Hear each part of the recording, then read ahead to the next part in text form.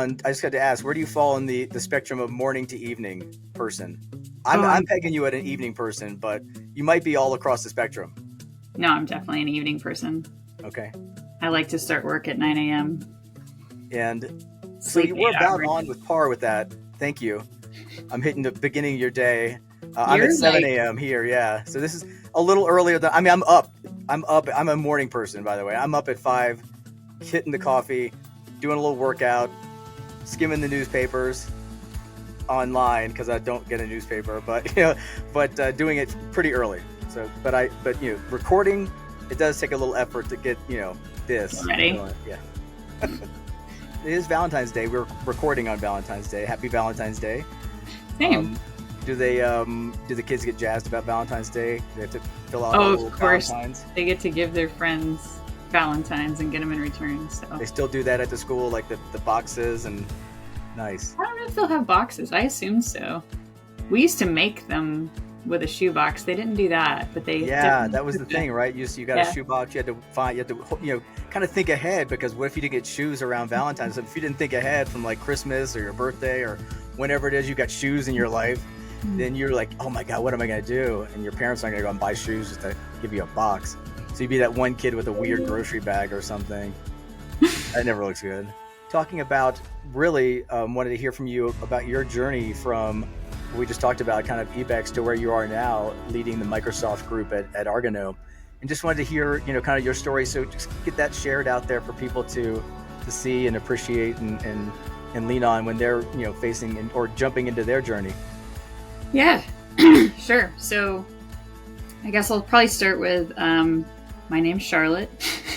That's a good place to start. I was born and to start like I want to go all the way back, Charlotte. I was not born in Charlotte. No, my name's Charlotte, and I'm working at Argano. So I run actually now our Microsoft, SAP, and Oracle business units. And yes, our Microsoft practice is amazing. It's, we're doing all the things around finance and supply chain, CE, data, AI. It's such a fun time to be in that space. Yeah, it's a great group. I love the folks over there. Yeah. And so what's my journey been? We'll probably start back in the Ep8 days. I'll start a little bit before that because Georgia Tech is where I started. Yeah. I was going to ask if it was, kind of just as a preference again, was technology what you were leaning into? Yeah. Yeah, I had spent. Okay, I'll start a little bit before that. Between high school and college, I actually spent a year abroad in Germany, and I took the time. I was in the 13th grade, and it was just one of those things. Yeah, I couldn't pass up. And when I was reflecting on everything, I actually chose business as my major. I think I had originally wanted to do something else, but I kind of went through that reflection period and said, business is it. So, and Georgia Tech was the right college for me. I mean, I have a lot of Georgia Tech in me. My father went there, my brothers went there, my uncles went there, and my grandmother went there. Right on. So, yeah, tech was it, and business was what was driving right now. And they have a great co-op program. So at Georgia Tech, they want you to get a lot of work experience. Okay. Just so that you know what the field's like, and yeah, when you get out of college, you can find a job and really enjoy it. And so I started. It would have been my first year, and I was like, I want to do this co-op thing. Sounds great. And I found a manufacturing company that was German-based up in Lawrenceville, Georgia, called BICA. They manufacture pressure instrumentation gauges, that kind of stuff. And it was so cool because they said, all right, come on up and interview. And the interview was me interviewing 3 departments for the job that I wanted, this is my first ever job interview, really. Yeah. And it was like, okay, do the interviewing. You got to pick which department you want to work with. And I think I was one of the first business co-ops that they had. They were used to engineers instead of business. So I think I interviewed with marketing, I interviewed with engineering, and then I interviewed with IT. And Darren Hogg was the CIO at the time. Okay. And he just painted this picture of how amazing ERP implementations are.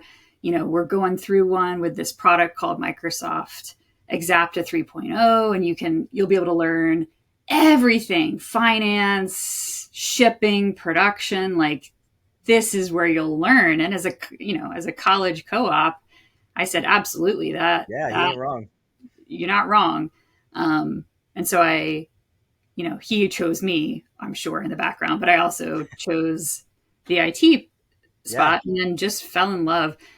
We went live with Exapta 3.0 on my 21st birthday. So that's what I was doing. That's a pretty good present. That's what I was doing. And then I fell in love with consulting. So Ebex was the implementation partner at the time. And after we went live, I kind of realized maybe a desk job wasn't for me, and consulting was really cool. And Ebex allowed me to come help. And at that time in my career, they're an international company. They're based in the UK. So I got to travel the world and implement. Wow, that's a great experience.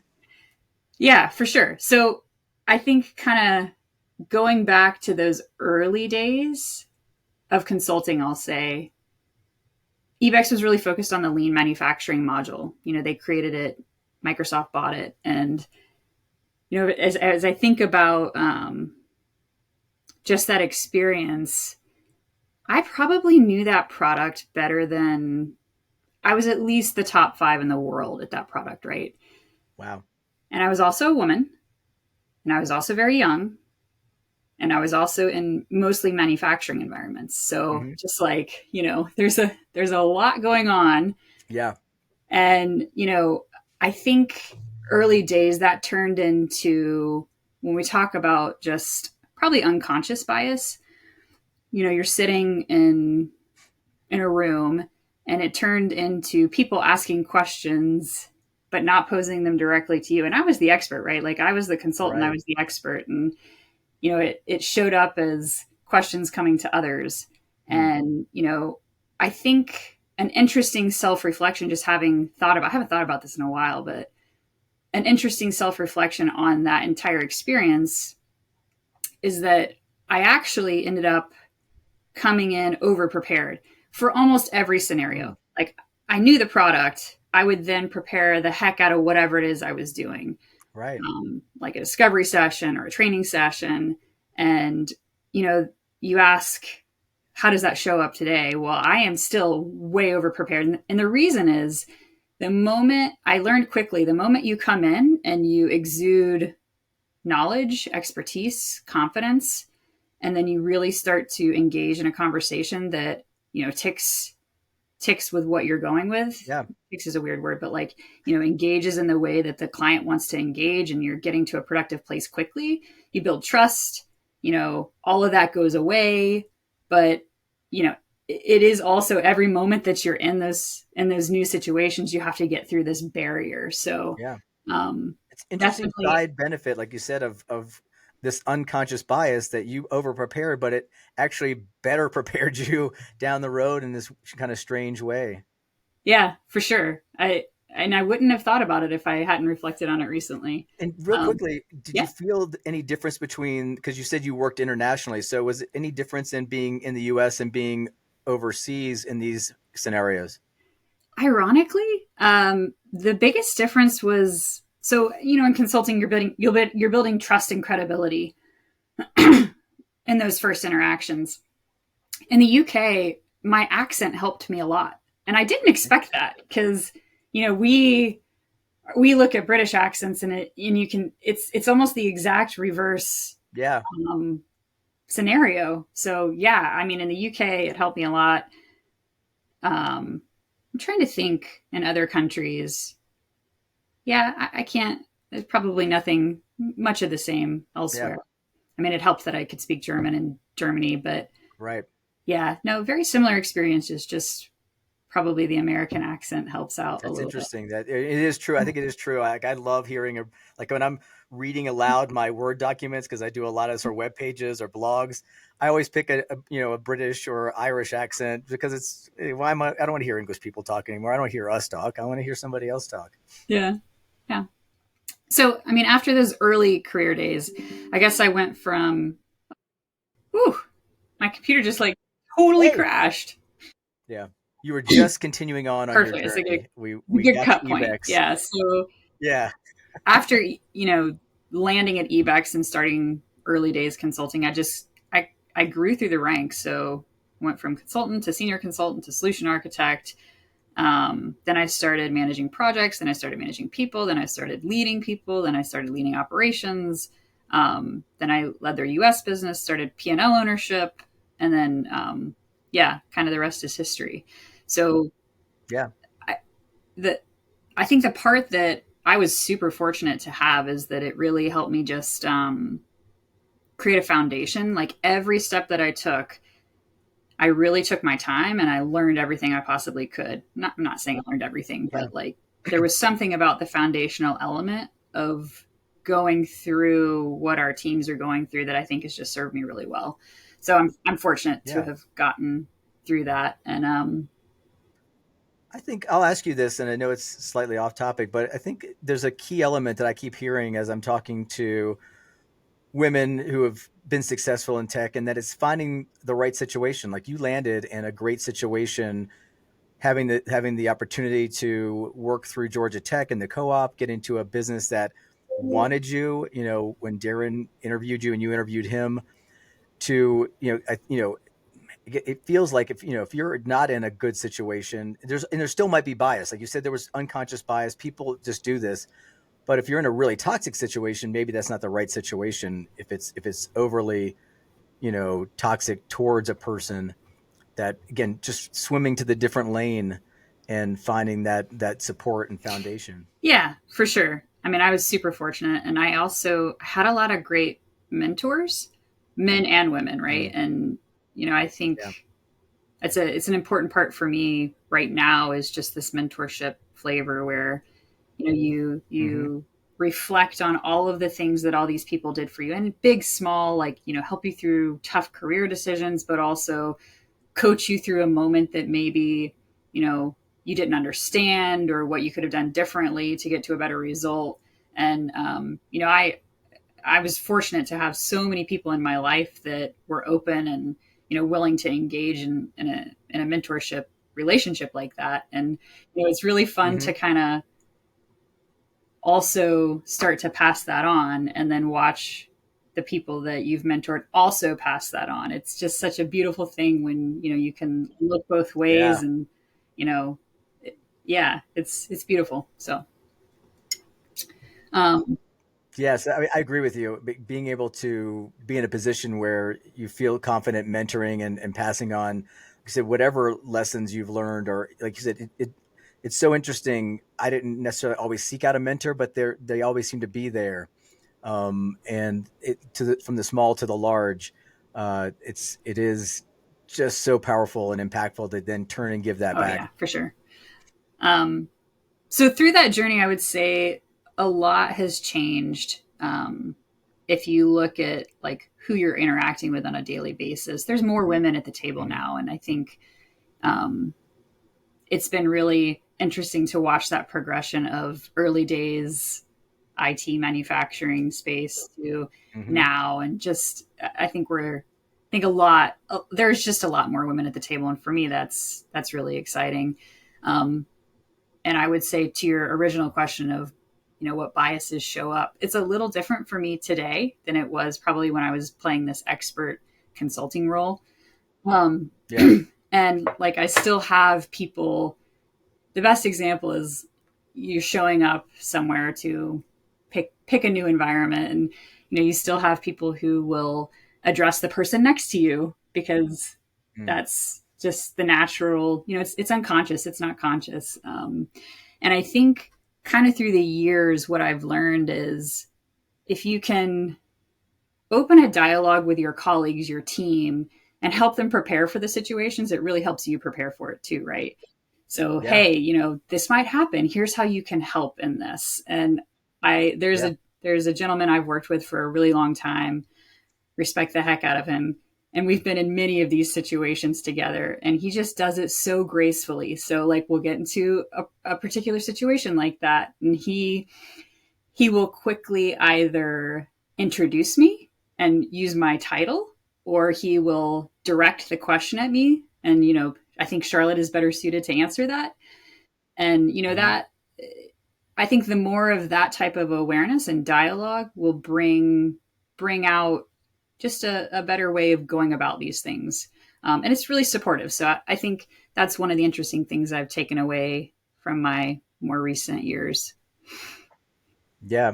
And you made me think about even recently. I feel like I'm out there doing my best and really conscious of, like you said, of making sure that I'm not, either allowing something to happen or even participating somehow.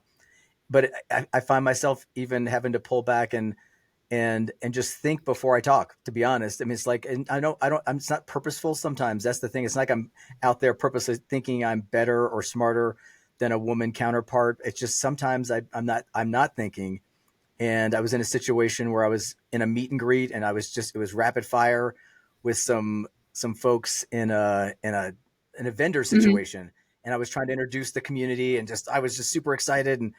And I found myself explaining dynamics because this person, it was working for a company that was adjacent, or not even, like, it just didn't appear to be a dynamics related company.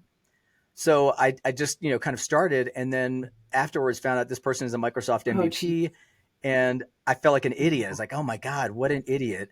I just, it wasn't purposeful, but my learned lesson was I could have approached by saying, hey, tell me what you know about Dynamics, or, tell me how you fit in. So they'd have the opportunity to say, oh, I'm a Microsoft MVP, or I've been working in Dynamics. Then I'm at a much better level set foundation to understand and not just, again, it wasn't like I was making an assumption because she was a woman.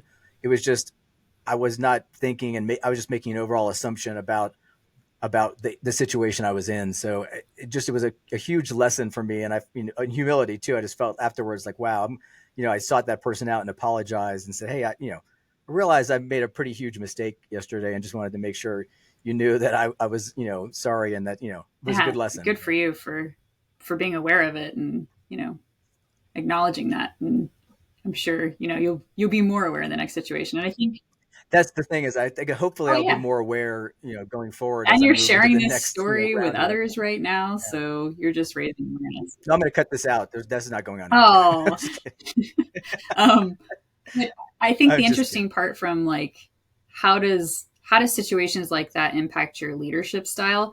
For me, it shows up as really in a room or a meeting or dialogue, being very aware. Like, listening is one of my superpowers, but it's not just listening to words. It's also listening to reactions and feelings of others, and saving space is what I like to talk about. So like, I'm really good at the awkward silence, and it's just to draw people out who might otherwise have thoughts that they didn't feel confident in sharing. And it's not like the fun part for me is leading meetings, but also coaching others on how to show up to a meeting like that. And,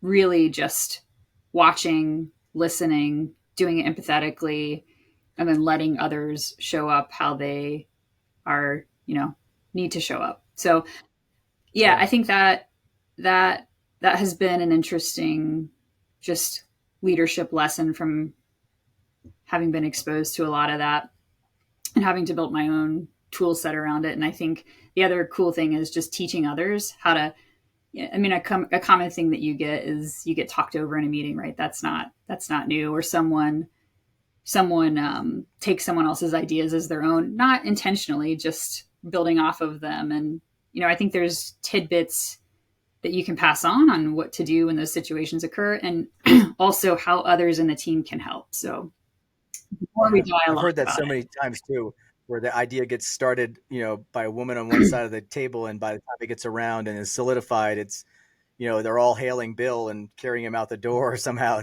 That seems to be a common theme, Yeah, and it's not just, I would say that one is across the board. It could be anyone. And, I think just acknowledging and being able to politely bring it back to whomever had that idea, if you're conscious about it in a meeting, then you can show up differently and, bring it back to whoever Plus, that person was. Yeah. if you're listening in the meeting and it starts with Betty over here and gets around, and all of a sudden, Barry's taking credit, you can you as a leader, because you're listening and you're in that, like you said, that open space of like, okay, thanks again, Betty, for that great, or however you bring it back around, that you're re-acknowledging that and shifting that back to where it originated, for no other reason than to uplift Betty, because she did a great job and you want to make sure that she feels confident about it, whether or not her name is plastered across whatever thing it is. It's more about that internal build and confidence. Yeah, for sure. I think it's a great, again, a cross section to kind of just to show, what it's like to move, confidently through that and overcome some of those challenges that you might face. What about currently? I was going to say, and there's still challenges today. So, yeah. And the ones that are probably hitting me the hardest right now are kids, because I have two of them, a 6-year-old and a 9-year-old. And it is really hard to raise a family and have 2 working parents. And yeah, especially in this post-COVID world where we're back to traveling, there's certain, back to the office type expectations for not me, thankfully, but others. And so I think it's just like, it's really hard. And it's an area that I wish we talked more about, because it's also really hard to talk about that as a woman. There's this element of you're always trying to prove yourself. And so showing any kind of weakness, you don't want to let your guard down to really talk about it. And I think that's an area that I think we could do better at. And it still is more difficult than for, the male to female partner or in a relationship when it comes to, raising or being with the kids or.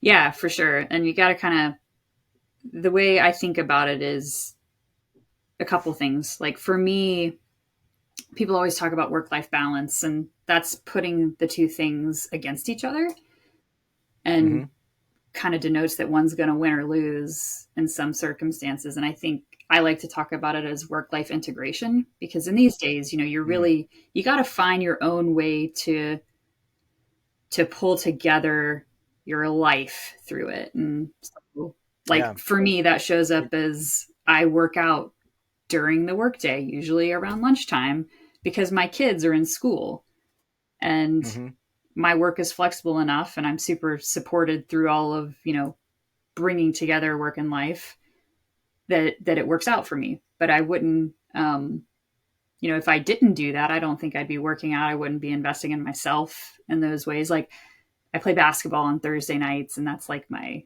women's league basketball thing. And so I try to make sure when I travel that I get home for a Thursday night basketball game. And the other, like the secondary point to all of this is, I find that women don't talk about these things, and they are also sometimes comparing themselves to others. And it's really hard to do, because for me, as an example, I have spent years building a support system, and it's extensive, right? I have my parents live within walking distance from us. So when I travel, we have extra help.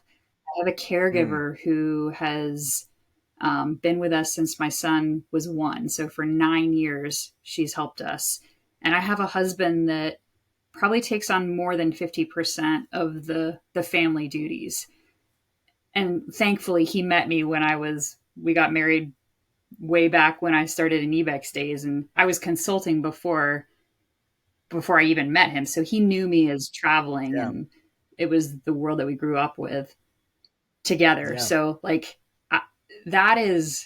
am so fortunate to have that. Picture the people who don't have a support system like that. And I don't know, just something about talking about it, I think helps people realize that it's not, there's no superhero powers here. It's a support system that takes a village to make some of these things work sometimes. So, and you have to find your version of that, for sure. in life, I Yep. think. And that's again the reason to keep telling more of the stories, keep breaking down the stigmas, because like you said, it's not even, it feels like it's not even, in this particular scenario, it's not even a gender thing. It could be, a female who doesn't have kids or a family. So they may have more flexibility. You kind of see, oh, they can go travel, and I've got this, I've got to worry about the kids. And even back, thinking back to when I was more involved in the corporate world, and I've been doing this for a long time, conversations I've heard in hiring cycles. Well, I don't know if we want to hire her. She said she's looking to start a Oh, family, or what, geez. just Yeah. weird, yeah, concepts around that I hope are breaking down considerably at this point. But having been in a room and heard that kind of mentality, it's scary to think if it is somehow still out there. That's just another reason to keep, hammering home, these success stories and these paths forward, and empowering people to not only feel like they can do better, and attain what you've attained, but also for folks on the other side to not think that way, to not perpetuate this, this kind of archaic way of Yeah, thinking. for sure. Definitely. And I think you said it, but you're right. Everybody's different. I mean, this looks different for everyone. You got to find your own path. And, Yeah. It's also, you got to choose the right like work life integration for you and your family. Mm-hmm. So, yeah. Yeah. What about the biggest improvement? Like if you had to look back, I mean, I think one, I mean, I will put it out there because I do appreciate, I think our industry, whether it's Dynamics, IT, it feels like, I mean, I know, women in tech is growing, but I feel like, my little circle is filled with really smart, awesome women. So I appreciate that. I know it doesn't always translate, as you move around in your circles, but Oh my gosh. I Yeah. do No. see I do see that. In my own personal life, I do feel like I've been surrounded, but I also kind of purposely try to do that too. I think there's value in that diverse, circle of people, supporting you in whatever way. Yeah. I'm super numbers driven. So, for sure, the biggest improvement is just in the numbers. When I went back and looked, when I was at Georgia Tech as a student, one out of every three students was a woman. Now, if you look at the stats, there's two women for every five students. So, I mean, significant Yeah. improvement. And I attribute that all the way back to we're really normalizing the STEM career for students at an early age, high school, middle school, and Yeah. that's fantastic. And then if you look at the IT industry, when I first started, there were 9% women, and now it's about 30%. So I mean, there are just more women in IT, and that's Yeah. super exciting for me. I mean, I think it becomes a lot more normal to when you're in a room, like you said, where you're wherever you are, there are just more women, and Yeah. yeah, that's awesome. And I feel like when you evolve to wanting to hear varied opinions and inputs, when you just come up with you've done so many projects. I mean, I just feel like every time I am open, and when I found that kind of pivot point, everything just got better. I mean, the projects got better, the results got better, the solutions got Oh, for better, sure, and yeah. it opening up, that And that's conversation. not a gender thing, Um, right? That's just a how right. how do That's you kind of it. how do you It gravitates listen beyond and get to gender. know each other genuinely and listen to perspectives and knowledge and really have a better dialogue to get to better results. Like, oh, it's Yeah. awesome.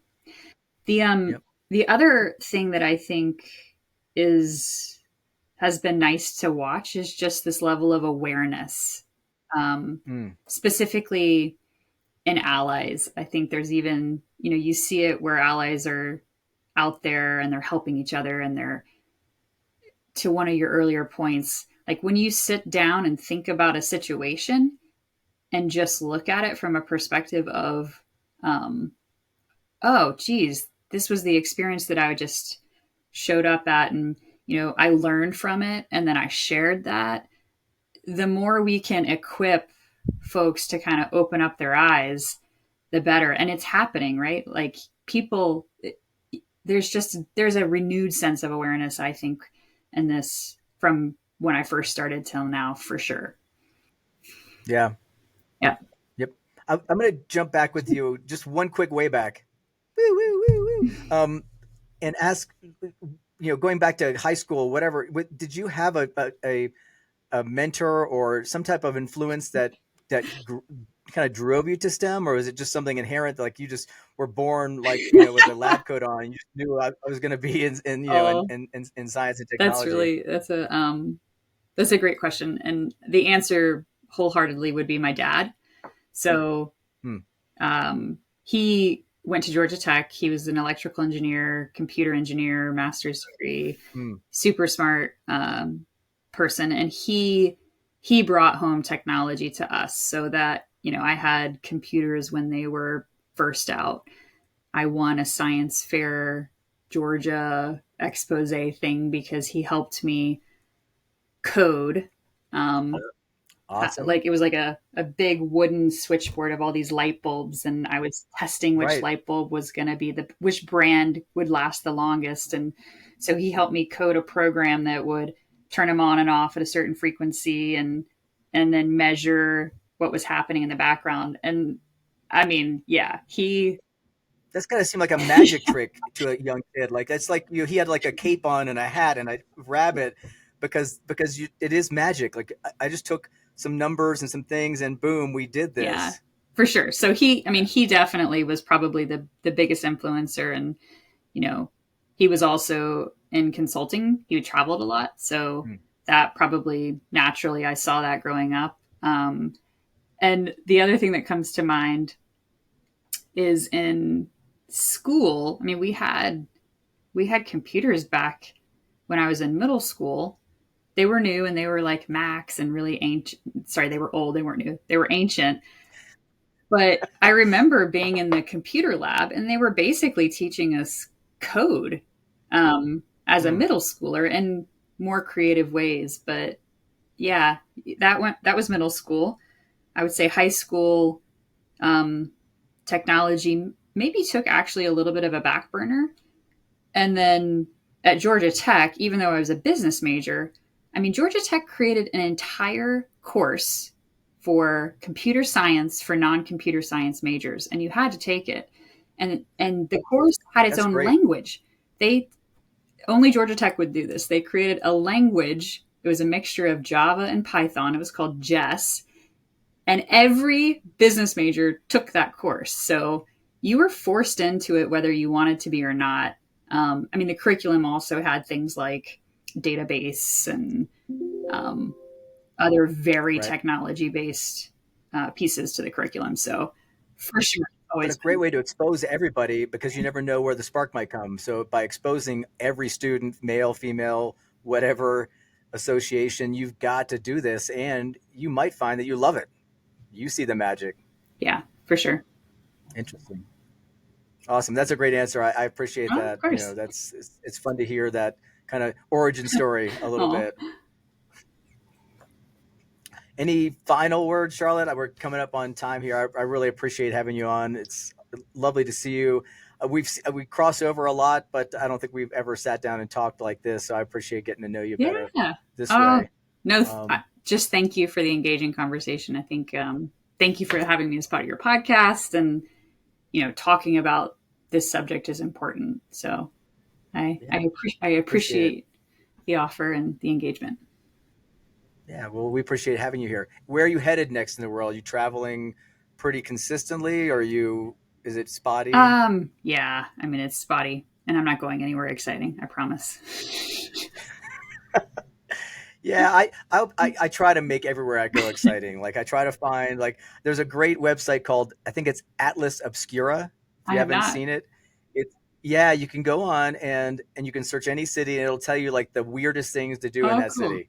Like it has the list of all the, like if you go to Washington D.C., you would say, oh, we got to visit the Washington Monument or this. But if you go on Atlas Obscura, it's going to tell you to go to like the Black Flag, underground, whatever museum, because it's super cool, and whatever. It's going to give you all these weird out of the way things to do. So I usually, if I'm in a city and I've got a few minutes to spare, I'll check it out and see what's within walking or driving distance to kind of, you know, floof up the experience. Oh, rock on. Thanks for sharing. Yeah. Cool. Well, again, I appreciate it, Charlotte, and hope to see you soon at some event or somewhere. I'm hoping to get down to Atlanta again. I loved, by the way, I loved the Microsoft office there. I know it was the first time I've been there. For the event like a couple weeks ago? No, this was like, I think it was a couple years ago now that I was there for a user event. Okay. And we went downstairs to the jazz club. And you had to have a bouncer get you in to go to the bathroom every whatever. You know, it's like you had to find somebody to escort you. But it was just the fact that there was a jazz band like on ready at the Microsoft office, just ready to play for everybody. Oh, that's so cool. I mean, you thrive in that environment. Do you love it as much as it looks like you love it? I do. You know, depending, you know, some people need a day to recharge. Some people need a week to recharge. My recharge time is pretty incredible. Like, you know, a minute and I'm back and ready to go. Like, it's like, you know, event after event after event. It's like, oh my God, you probably need weeks off. It's like, I'm okay. You know, but just know this, people. I'm sucking your energy away. I'm the same. I'm living off your energy. I'm out there like a vampire, just taking, you know, everything I can. I just love the energy of you gain energy by those things. Well, cool. Well, I hope to see you around. Thanks for everything. Yeah. All right. Take care. Bye. Appreciate it.